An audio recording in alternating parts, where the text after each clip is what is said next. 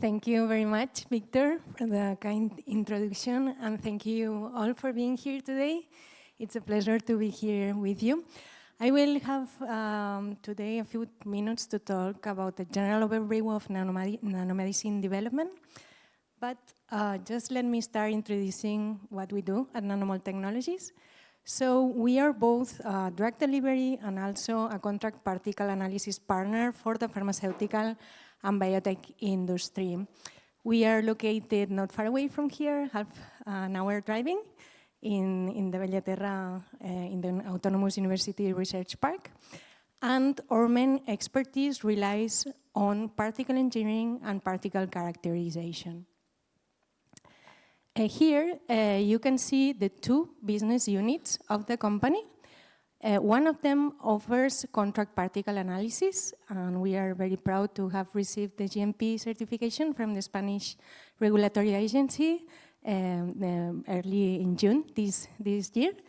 And here we are one of the few laboratories specialized in determining the critical quality attributes related to particle size and shape for both raw materials, intermediate pharmaceutical products, and also finished products. And on the other side, we have our Formulation technology, where we have a proprietary formulation platform to develop nanomedicines and value-added pharmaceutical products for third pharmaceutical and biotech companies. So, starting the talk, we could wonder how can nanomedicine can help to overcome drug development challenges. And here, we talk about what has been said today before, we have like different point of views. On one side, we have patients and medical providers who are looking for drugs that are having higher efficacy, that have reduced side effects, and also that are more comfortable to be administered. On the other side, we have the healthcare systems who are demanding that these drugs are rapidly and not very costly, affordable. On the industry side, we need to deliver these enhanced drugs, but we also need to decreasing the drug development cycles, and also we need to increase the R&D returns. And in a sideline, we also have an environmental request here. We work in an industry that needs to be cleaner and more sustainable. So how nanotechnology can help with all of this? Well, first of all, in nanotechnology, we are dealing with structures and devices at the nanometer scale. That's up to 100 nanometers. And here, in a biology settings, for example, we are talking of the size of virus-like particles. And here we have several nanodevices that applied to healthcare brings nanomedicines. So nanomedicine is defined as the application of nanotechnology in view of making a medical diagnosis or treating or preventing diseases. And here we can have different applications in diagnostics, in imaging, in nanotherapeutics, and also as shown very recently in vaccines, and also in regenerative medicine and biomaterials.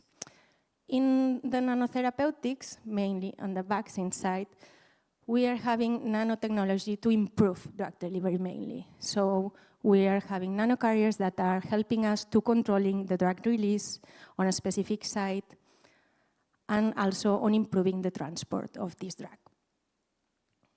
So this is a visual example of how can nanomedicine provide a more effective therapy. For example, we could think of having a biologic drug that clears very rapidly when injected. So finally, from this initial drug that it's very costly, very expensive to produce, we end up with a final, for example, 10% of the initial administered drug to reach the organ and being therapeutically functional. One way of improving this efficacy is, for example, to use a nanocarrier. And by using a nanocarrier, and loading the drug in the nanocarrier, we can improve the circulation half-time, so then the bioavailability increases, but also we could also enhance the targeting by adding targeting moieties and having a release on a specific sites. So this also can provide to improve the dosing and decrease the toxicity of the side effects, and therefore having here an affordable drug treatment. So regarding nanoparticle design, we need to take into account different characteristics such as, such as size, the shape, the charge, the material that we use, the surface properties, and the cargo that is delivered. Because all this combination, all these attributes will impact the behavior of these particles. And by combining different approaches, what we are looking for here is to allow the drug to achieve its target in a controlled manner, for example, to protect the drug from being degraded, or to enhance, or to allow the cell or tissue penetration, and also to reduce the side toxicity. So we can use different types of materials, and the more common are shown here. We can have polymeric-based nanoparticles as drug nanocarriers, also inorganic-based nanoparticles, but the most common used are lipid-based nanoparticles. And here we can have nanovesicles, micelles, and also the now more famous lipid nanoparticles and solid lipid nanoparticles. So nanomedicine has been progressing a lot during the last years. In fact, we have now more than 100 nanomedicines approved, and there are more than 500 nanomedicines under development. And it is growing in a very significant double-digit annual compounding rate. If we see the list of the initial developed nanomedicines, they were firstly approved in 1995. So it has been not a so long journey compared to traditional approaches, but quite a long journey from now. No? So as some examples, the first drug that was using nanomedicine and that was approved by the FDA was an anti-cancer treatment, liposomal-based formulation called Doxil. And this liposomal formulation enhanced to reduce the toxicity of the drug and enhance its efficacy.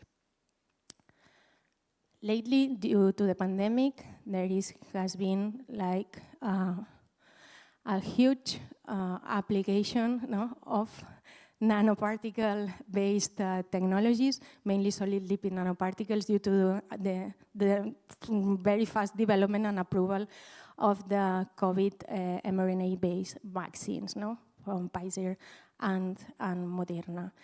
And this led to the opening of also very, very exciting therapeutic applications in gene therapy and mRNA-based treatments. This has already been backed up also by a very recent approval of another vaccine based on lipid nanoparticle technologies this year by Moderna, but for another indication, in this case for protecting against the respiratory syncytial virus. And this drug has followed all the conventional regulatory procedures for approval of its safety and efficacy. So we will be seeing here a lot of developments in the forthcoming years. If we take a look at the type of medicines approved and under development, we can see that the largest segment here is being based on lipid-based nanoparticles, and this includes mainly liposomes, but also now are including lipid nanoparticle-based systems. And the second one, it's based on antibody-drug conjugates, which are also considered a nanomedicine approach. This type of conjugates are also mainly used for chemotherapy help to reach the target and decrease the toxicity of the drugs. So as also you can see here, the main area where nanomedicines are being used are cancer indications, but also there is a large application on infections, and also we are now coming to see many applications on nervous system diseases, and ocular diseases are also increasing a lot its application. So when we talk of nanomedicines, we need to think of their nanostructure, and this is because the nanostructure impacts very significantly the quality of the product that we are developing. For example, if we talk about nanovesicles, we can have different nanostructures. We can have small unilamellar vesicles, we can have large unilamellar vesicles, but also we can have multilamellar vesicles.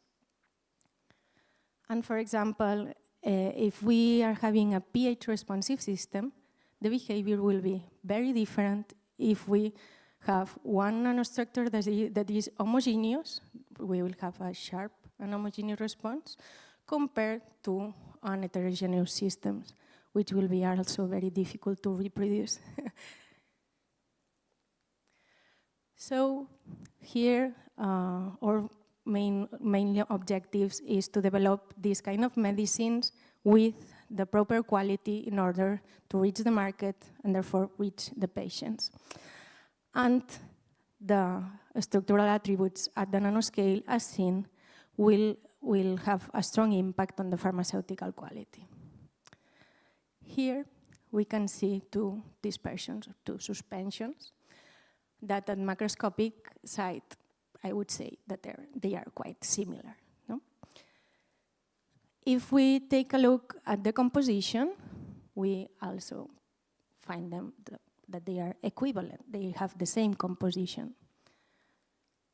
But what happens if we take a deeper look at the nanostructure? They are not so similar now. In one side, we have a homogeneous unilamellar systems. On the other side, we have a mixture of multilamellar vesicles. Therefore, if we have a targeting moiety, what will happen when it reaches its receptors? The response will be very different. On one side, we will be able to reach all the intended receptors. On the other side, many receptors will not get their load. So it's important to be able to discriminate among different characterization levels to provide equal development products. Also, I think it's important if we are talking about nanomedicines, that since this is a fairly new applications, but it has been quite decades that it has started, there are also many opportunities in developing the generics of nanomedicines, because these first nanomedicines that were patent protected, like Doxil, their patents expired like some years ago now. So there is here a punch for new players in trying to develop these generics that are called nanosimilars. And some are starting to be approved, but there are not so much of them. And why? It is because of the complex nanostructuration. It is complex to achieve the similarity and the sameness in the nanomedicine development. So having exact replicas, it's not so easy. This is an example. For example, if we want to develop a nanosimilar of amphotericin B, there are guidelines that tell you from the FDA what you need to achieve.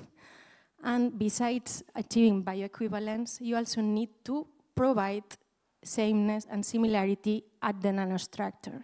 No? For example, you need to demonstrate that besides the composition, for example, liposomal morphology, the number of lamellar, the bilayer phase transition, the size distribution, the surface potential charge, and also the in vitro leakage rates are equivalent.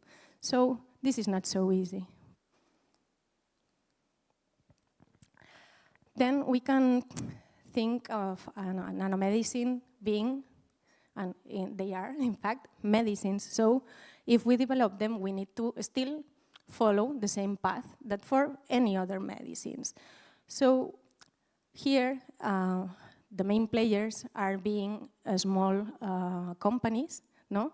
Also feeding from the academic ground and trying to develop nanomedicines that reach the clinical phases.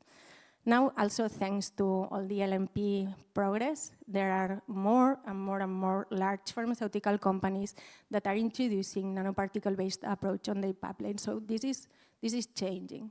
And this is really necessary because there is like the whole picture needed in order to progress into drug development cycles. So we can summarize like the main challenges that can be encountered for advancing into drug development based on nanoparticles in this list. So first of all, it's very important to have a very clear roadmap in terms of regulatory approach, because if you don't have a regulatory roadmap, then you won't be able to reach the patients. Also, another important point is the analytical development. We need quality control. And here, sometimes we are using techniques that are not so conventional or not applied in a routine basis in the pharmaceutical industry. Also, the raw materials are important because we need to ensure that we are using pharma-grade compounds and reproducible materials. And the main challenge is this last one, it's the manufacturing procedure. We need to be able to scale up these nanomedicines that sometimes are not using state-of-the-art technologies or manufacturing procedures. So sometimes the equipment is not yet available, but now it's coming more and more to be so. So the final goal here is to be able to reach the GMP level in order to provide enough materials for the late preclinics and also for the clinical testing.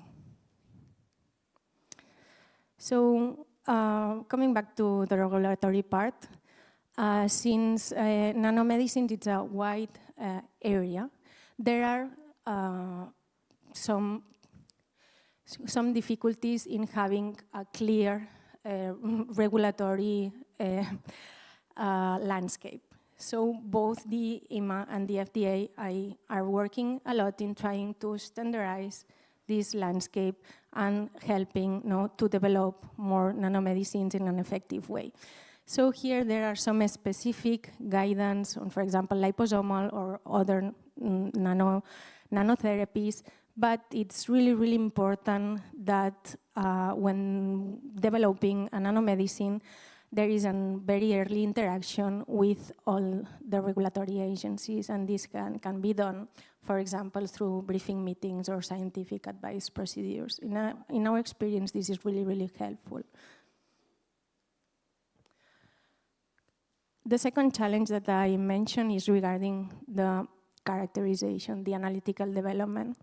So here, when talking about the nanoscale, we need specific techniques. So in nanomedicines, we are having the conventional techniques, but also specific ones that are commonly available, for example, in university settings or research settings, but not so available in an advanced industry settings, for example, under GMP, using validated methods or qualified equipment. So there is a lot of work going on this area, and there are techniques that are like being more and more considered for example, for batch release for this type of materials.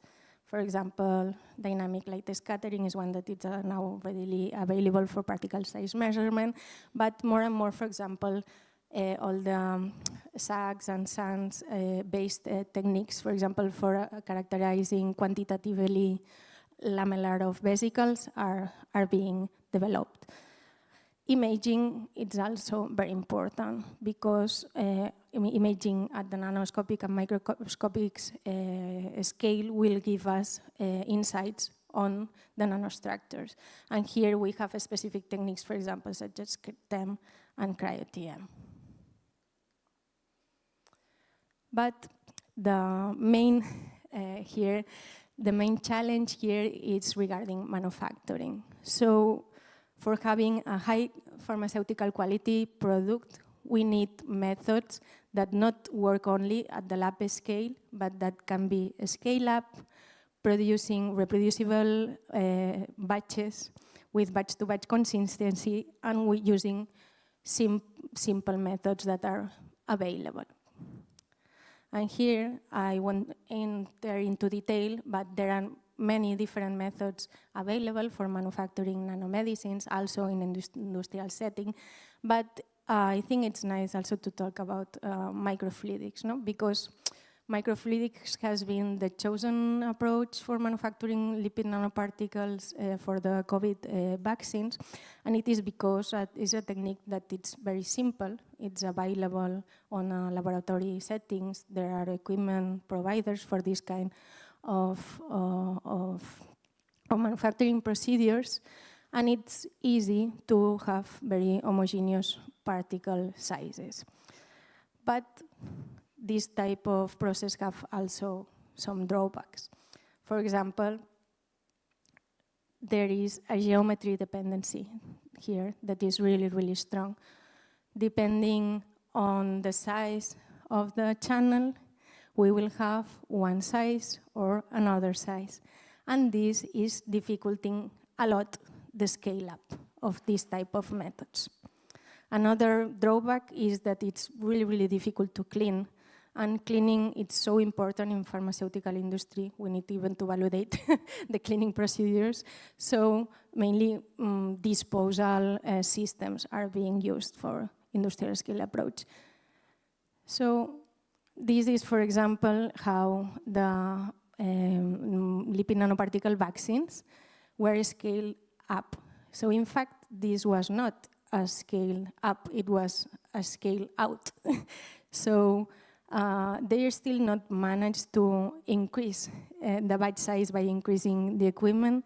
The solution, the rapid solution that they found was to duplicate laboratory equipment to produce the nanoparticles.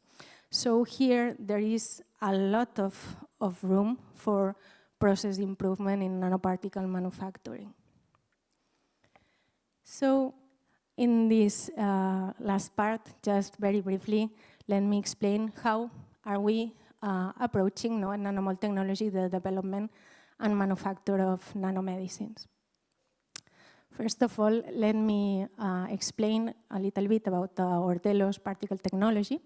This is a patent method that is a single-step procedure that uses compressed carbon dioxide as a co-solvent, and that leads to obtain a large variety of particulate materials, from powder solid particles, for example, to increase API solubility, to very homogeneous colloidal systems.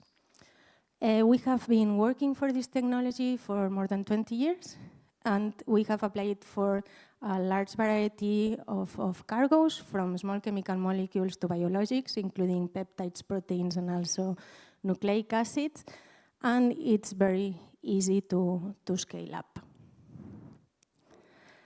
On nanovesicle type systems, we are working mainly on this type of nanocarriers that we have called Delos nanocarriers, and that we obtain by self-assembly of two main building blocks. On one side, a esterol, such as cholesterol or phytosterols. On the other side, a surfactant, such as, for example, quaternary ammonium surfactant. These two building blocks self-assembly in a single step, giving these very homogeneous and small unilamellar vesicles like the ones that are shown here, and that are dispersed in water-based liquid systems. So these vesicles are very robust and very versatile. We can play a lot with them. We can tune the particle size. We can achieve active loadings up to 40%. The stability is really, really good, for example, compared to liposomal formulations. And we can integrate different APIs. They can be diluted, they can be sprayed. We can also freeze dry them, and also embedded in semi-solid formulations such as hydrogels. And here we are applying these nanocarriers in a large variety of projects, for example, for developing topical applications, intravenous, subcutaneous, inhalation, and also oral routes. This is our very brand new GMP pilot plant. It's new also from this year. And it has been especially designed and built according to GMP standard to use the Delos technology. And we have already manufactured the first engineering batches with very good results. This is a sample of a 25-liter nanovesicle batch. And it can be also running continuous. So we are very proud to have achieved this milestone and be able to supply clinical materials. And very briefly, some case studies of applying these nanocarriers, for example, to reformulate a protein. In this case, we were requested by our partner to reformulate an epidermal growth factor protein that is used to treat complex wounds, for example, diabetic foot ulcers. This protein in the standard of care is administered intralesionally, and this is very, very painful for the patients. Besides, it cannot be administered topically because it gets degraded in the wound environment. So here we developed a liquid-based formulation, loading the protein in the vesicles and achieving a very stable and homogeneous liquid-based system that showed very interesting biological activity in vitro results. We observe here that by loading the protein in the vesicles, the biological activity was enhanced by 3 times compared to the free API. And in molecular dynamic simulation studies, we observed that this was because when the protein was loaded in the nanovesicle membrane, the active sites were more exposed. Then the receptors were more likely to find one of the API molecules. We test them then in vivo in diabetic mice model, and we observe that when using the nanovesicle-based formulation, we enhance an increase in the closing speed of the wounds. So it was also tested in compassionate patients. These were diabetic foot ulcer patients that were not responding to conventional treatments. And it was achieved a complete closure of the wounds after 12 weeks of treatment. So this is an example of a successful application of a nanocarrier to a drug, enabling a more comfortable administration route that also has increased efficacy. Also using a formulation that is safe, and here we also brought novel IP to our partner. During this development, we also screened different types of finished dosage forms, and we also saw that it is possible to embed these nanovesicles in hydrogels.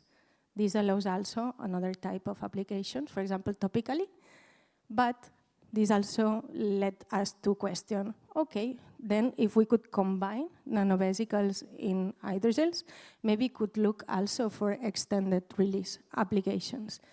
And here we designed a proof of concept where we embedded these nanovesicles in extended release polymers in order to see if we could achieve in situ forming depots for prolonged delivery.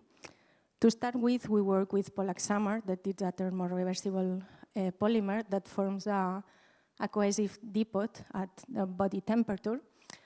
and observed that these formulations could be readily injectable and presented the proper properties to be injected subcutaneously.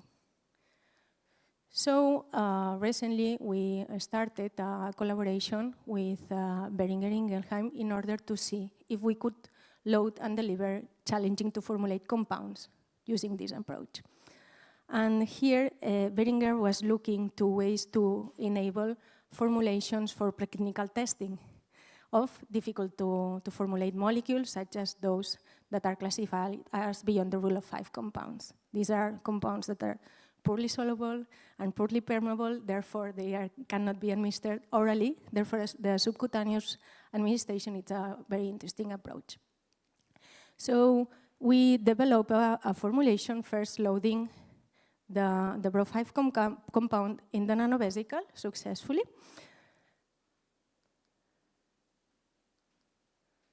And achieving the target concentration and with very good encapsulation efficiencies. And also we follow the stability for more than 1 year and the morphology of the loaded nanovesicles.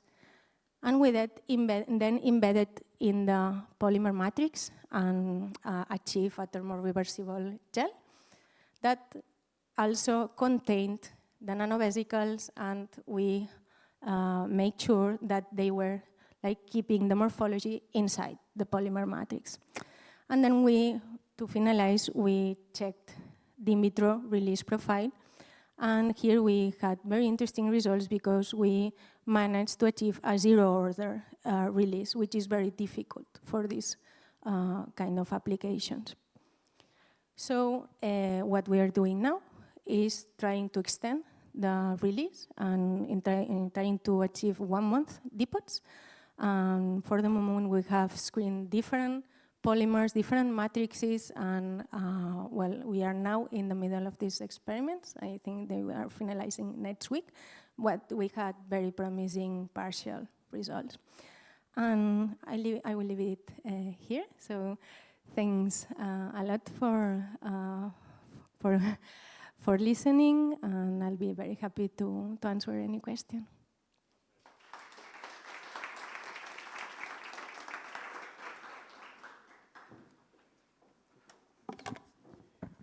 Any questions? Yeah. Yeah, nice presentation, Dr. Alba. I have a few questions because I was working on this PLJ-based nanoparticle, particularly for the long-acting injectables of one of the CNS molecules for schizophrenia. But I faced a problem because there was an agglomeration after 1 month. So what do you think, that full agglomeration will be a substitute for PLGA? It could be. Well, we are now starting so this approach. So these are very early results, but it could be. But what we have seen is that we have very homogeneous formulation, and it is also very promising for extended release profile to achieve like sustained release without agglomeration. And the key here is to check for compatibility between the drug, the vesicle, and the polymer. But I think it would be a feasible approach to avoid agglomeration. Okay, and now most of the patents are expiring. So what do you think, that can we use the same process, or should we replace with this new process that you're developing? Well, I think there is room for all kinds of approaches, but for example, for difficult to formulate compounds in PLGA, I think this opens up a lot of opportunities. Okay, thank you. Thank you. I'd love to see a pilot plant that fits in a cupboard. That was brilliant as well. Any other question?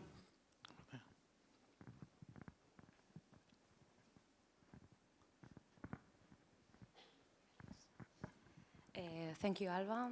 I would like to ask you 2 questions that are related. Well, you talk about the difficulties of develop a nanosimilar. So could developing a nanomedicine could be an advantage for innovative medicines to avoid competitors, maybe, and extend the patent period. And the second one, it could be possible to develop a nanosimilar nowadays, and if are there some examples in the market now?